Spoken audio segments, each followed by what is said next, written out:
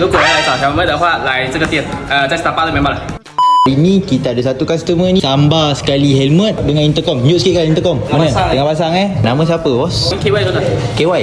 Orang KY. You mana? Starbucks. Bukan di Starbucks, mungkin di Gombak. Tahu kedai dari mana?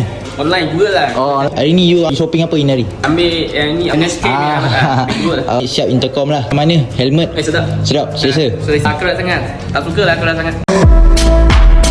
Helmet kat kedai kita. Pening tak pening? Ya, tak pening. Ya Allah, peningnya. Banyak lah. Cantik juga sama tengok.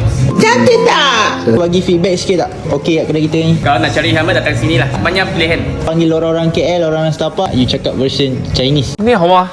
我姓黄啊。 Ini, 如果要来找小妹的话，来这个店，在 Starbucks 那边罢了。 Maksud dia apa? Yang penting pakai trainser.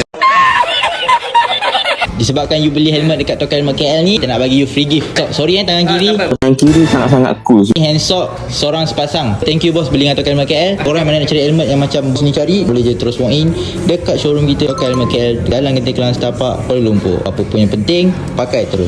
Assalamualaikum, bye bye.